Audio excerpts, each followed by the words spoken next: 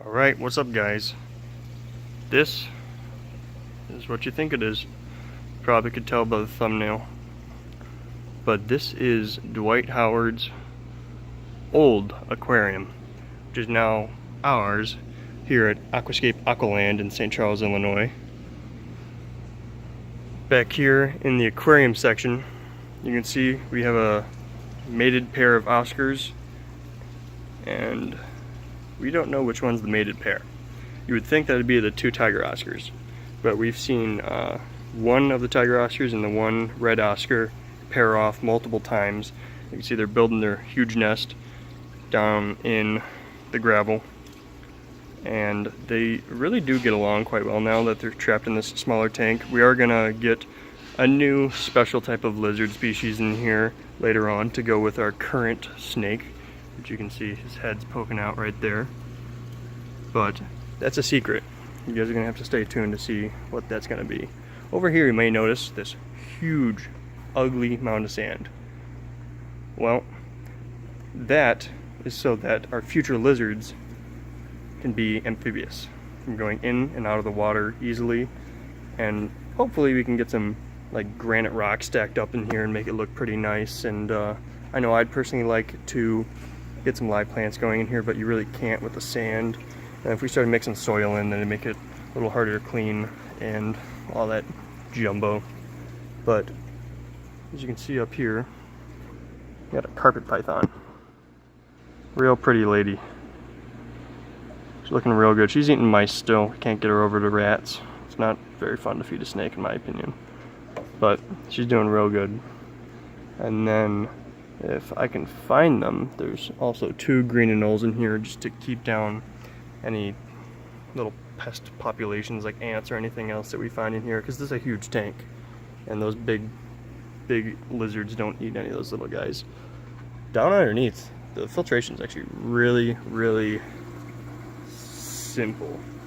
It's a weird little wet dry filter area here.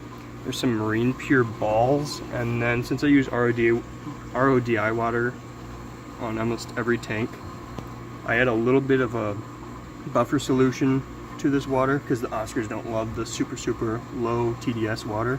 And I also put in a couple limestone rocks, and then there's just a bag of carbon, and it goes back there. And I could get that back panel off, but we have cords going through it, so it's a big hassle. And there's that weird little man, I forget what they're called. They're so old school. I don't know why they're still here. It's just a weird little membrane filter that the water gets pushed through, and it constantly clogs up. You always have to clean it out. It's a really bad idea. Don't recommend anybody doing it. And then over here there's a chiller that it goes through, but I don't have the chiller plugged in. I have it getting bypassed. So the water gets pumped back up through here, and it comes out through two little slits in the woodwork, or the fake woodwork. You can barely see right under the water surface there. There's that slit there, and then if the Oscar would get out of the way a little bit, there's that slit there. This is actually really thick acrylic. I've built a few tanks before. Normally I would not use such thick acrylic on a tank that's not going to be filled with water, except for just right here.